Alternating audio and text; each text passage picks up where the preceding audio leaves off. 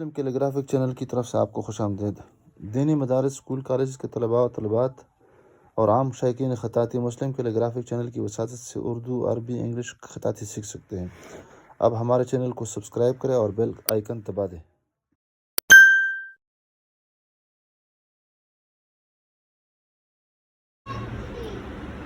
بسم اللہ الرحمن الرحیم۔ السلام علیکم ورحمۃ اللہ وبرکاتہ۔ مسلم کیلیگرافک چینل کی طرف سے آپ سب احباب کو خوش آمدید۔ اردو خط نستعلیق لاہوری طرز تختی نمبر 4 مرکبات کے ذیل میں آج ہماری چوتھی ویڈیو ہے جو سین اور دال پر مشتمل ہے۔ سین سے مراد سین اور شین ہی ہے، لیکن اس سین میں اور شین میں وہ سین جو دندانوں والی ہے۔ اصل میں ایک سین بغیر دندانوں والا بھی ہے، یعنی کش والا شین، یہ سین۔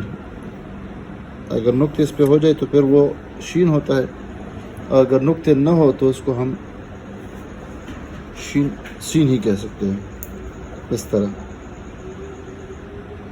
یہ اگر نقطے لگا دیے جائے تو پھر شین ہے، ورنہ یہ سین ہے۔ تو یہاں ہم جس سین کی بحث کرتے ہیں تو وہ دندانوں والا سین ہے۔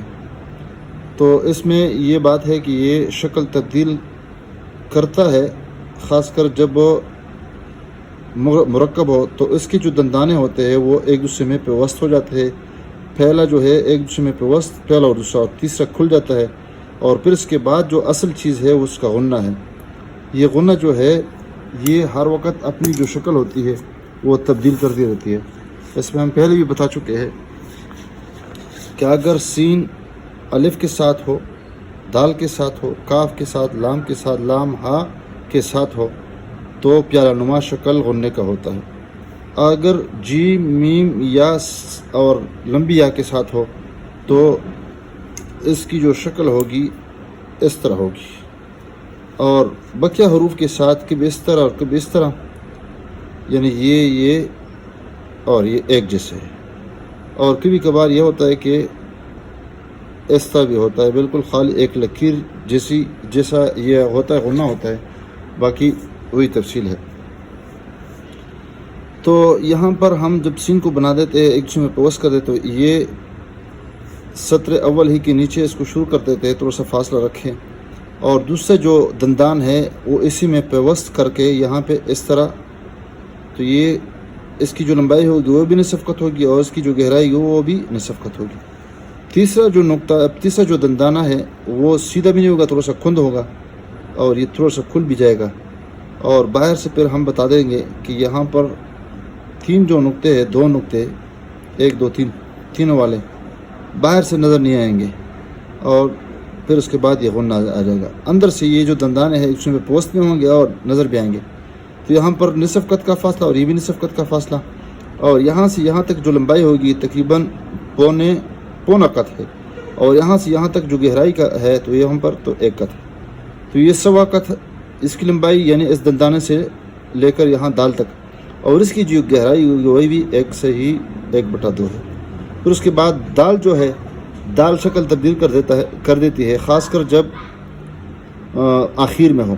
اگر شروع میں ہو یا مفرد ہو تو اس کی شکل تبدیل نہیں ہوتی ہے، اس کا جو سرا ہے یہ ختم ہو جاتا ہے، اور بقیہ جو را کی شکل ہوتی ہے وہ را اکیلی تنہا رہ جاتی ہے۔ اب سب سے پہلے ہم اس کو شروع کر دیتے ہیں، اور اس کی لوکیشن بھی بتا دیتے ہیں کہ یہ سطر اول ہے، یہ سطر ثانی ہے، نشست ہے، اور یہ کرسی ہے۔ تو سطر ثانی کے نیچے اس کو شروع کر دیتے ہیں، اور سب سے پہلے اس کا دندان بنا دیتے ہیں، یہ دیکھیں، اور یہ اوپر اٹھا دیتے ہیں۔ تو یہاں 1 قط، نصف قط، اور یہاں بھی نصف قط۔ پھر تھوڑا سا اس کو نیچے لے کے آتے ہیں اور یہ اس طرح بنا دیتے ہیں، اور آپس میں اس کو ملانے کی کوشش کرتے ہیں، تھوڑا سا اس کی سیدھ میں نہیں، تھوڑا سا اس کو آگے بنا دیتے ہیں، اور اس کے ساتھ ایک اور اس کو پلیٹ نما شکل بنا دیتے ہیں، بلیڈ نما شکل، اور یہ ایک پلیٹ بنا دیتے ہیں چھوٹا سا۔ اس کی جب پیمائش کر لیں گے تو تقریباً یہ پونا قط، اور یہاں پر 1 قط گہرائی بن جائے گی، تو اس کو یہاں پر واضح کر دیتے ہیں، یہاں پر یہ جو شے ہے۔ اب یہاں پر اگر یہاں سے اس کی پیمائش کر لے تو یہاں تقریباً 1.5 قط کے بعد یہاں سے کچھ کم قط اس طرح آ جائے گا. اب یہاں پر جس طرح مد کا آخری حصہ ہوتا ہے دم، تو ہم اس کو باریک بنا دیتے ہیں.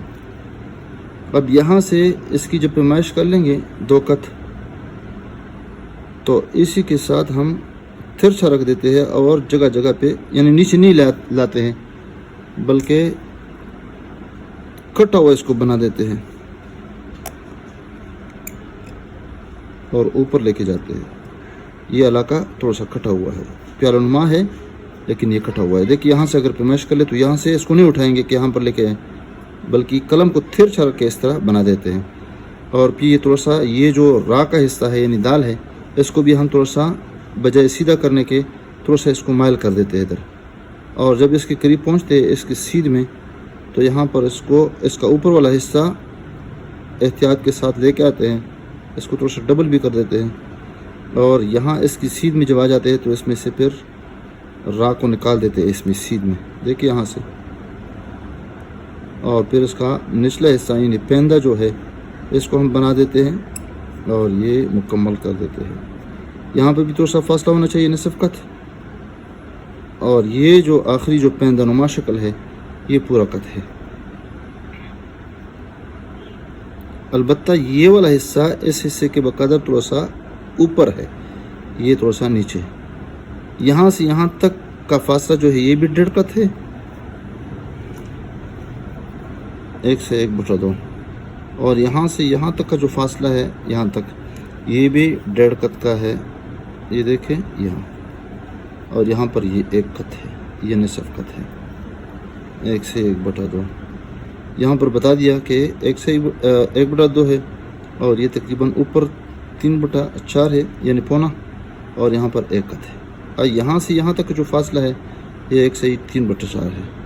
اور پھر یہاں پر یہ تقریباً یہ جو گہرائی ہے پیالے کی جو گہرائی ہے وہ تقریباً 1 سے 1/2 یہ بھی ہے. اور یہ علاقہ ہم نے بتا دیا کہ یہ کٹا ہوا ہے.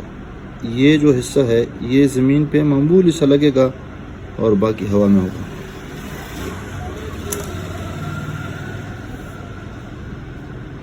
اور اس کو معمولی سے میں تھوڑا سا ٹچ بھی کرتا ہوں.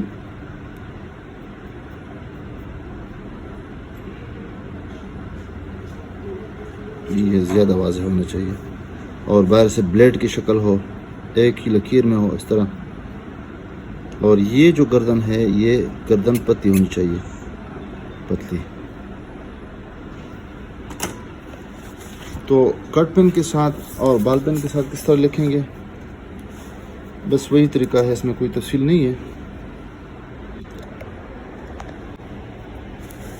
یہ سین ہے، اس میں اوپر جائیں گے پھر اس کو کھول دیں گے، تھوڑا سا اندر بھی جائیں گے اور کھول بھی دیں گے. اور یہ یہاں پر قلم کو رکھیں گے، نیچے نہیں لائیں گے. اس میں ہم جو بنیادی غلطی کرتے ہیں یہ پیالہ نما میں ہم گہرائی زیادہ بنا دیتے ہیں، اور زیادہ اس لیے بناتے ہیں کہ نیچے جاتے ہیں اس طرح. جگہ جگہ پہ ہم کٹنگ کر لیں اور بس یہ، اور پھر یہ یعنی وقفے کا اعتبار کیا جائے اور مراحل کا اعتبار کیا جائے. یہ اوپر سے شروع کر دے. دیکھیں یہ آپس میں ایک بلیڈ شکل بنا دے. مارکر کے ساتھ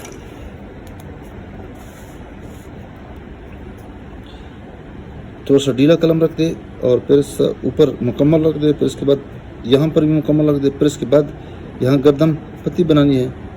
یہاں پر یہ خالی جگہ جو اس کو میں نے گردن کا نام دیا ہے. اور پھر یہاں پر اوپر جائیں گے، تھوڑا سا مائل کر دیں گے، اور پھر یہاں پر یہ پیندہ نما شکل بنا دیں گے. دوبارہ بنا دیتے، تھوڑا سا ڈھیلا رکھیں گے. اور پھر یہ بات اس پہ زیادہ پریکٹس دیکھیے، یہاں پہ اس پہ زیادہ پریکٹس کرنی ہے. مارکر کے ساتھ، بال پین کے ساتھ دیکھیے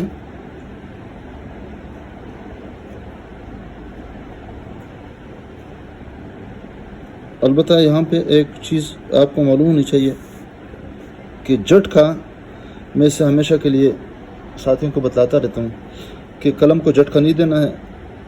اور جہاں کہیں ہمیں یہ نظر آئے کہ یہاں پہ جھٹکا ہے، تو جھٹکا نہیں ہوتا ہے، بلکہ وہاں پر قلم کو ہم نے تھوڑا سا ڈھیلا استعمال کرنا ہوتا ہے. جیسے یہاں پہ یہ دیکھیں، یہاں پر لفظ ڈھیلا ہے، لفظ پتلا ہے، تو قلم کو ہم نے ڈھیلا استعمال کرنا ہے، خاص کر بال پین، کٹ پین اور مارکر میں. دوسری بات جو ہمیشہ کے لیے میرے ذہن میں آتی ہے وہ یہ ہے کہ ہم لچک کو پہچانیں. اور وہ لچک کیا ہے؟ خفیف حرکت ہے. ایک آدھ دفعہ میں بتا بھی چکا ہوں کہ لچک کیا شے ہے. آسان سی مثال کہ ہم کہتے ہیں کہ الف جو ہے اوپر نیچے نوکدار ہے، درمیان میں موٹا ہے. بس یہاں پر اگر کوئی اس طرح بنا دے یا اس پہ کوئی ٹریس کر لے تو اس سے کمال نہیں آتا ہے. کمال اس سے یہ ہے کہ یہاں پر قلم کو میں نے رکھ دیا اور اسی میں حرکتوں کو میں نے ایسے طریقے پہ کیا ہے حرکت کہ ہمیں یہ پتہ نہیں چلا کہ ہم نے کہاں پہ لفظ قلم کو گھمایا ہے. دیکھیے یہاں پر، تو یہاں پر قلم کو سیدھا رکھا ہے، پھر اس طرح آہستہ آہستہ قلم گھوم گیا ہے اور رخ تبدیل کر چکا ہے. تو لچک کا مطلب ہے کہ خفیف حرکت، ایسی حرکت کہ وہ نہ پڑھا جائے اور نہ سمجھا جائے، بلکہ بعض لوگ اس لفظ کو دیکھتی لفظ کو ٹیڑھا بنا دیتے ہیں. ٹیڑھا نہیں ہے بس بلکہ اسی لفظ میں یہ کالم سمجھے کہ کالم ہی کے اندر اس طرح ہم نے قلم کو گھمانا ہے اور اس میں ہم نے قلم کو چلانا ہے. بس یہ چاہے یہ کوئی لام ہے یا لام با ہے، اسی لفظ میں حرکت کو اس طریقے پہ استعمال کرنا اور کرنا کہ وہ حرکت ہمیں نظر نہ آ جائے. جیسے ہم با کو بتا دیتے ہیں، یہاں پر چلو یہ بتا دیا کہ یہ ایک کونہ نما شکل بنا دیا، پھر اس کے بعد یہ جب قلم رخ تبدیل کر دیتا ہے اسی کو لچک کہتے ہیں. یہ دیکھیں آسانی کے ساتھ میں نے بنا دیا. دوبارہ میں اگر بنا دوں، دیکھیں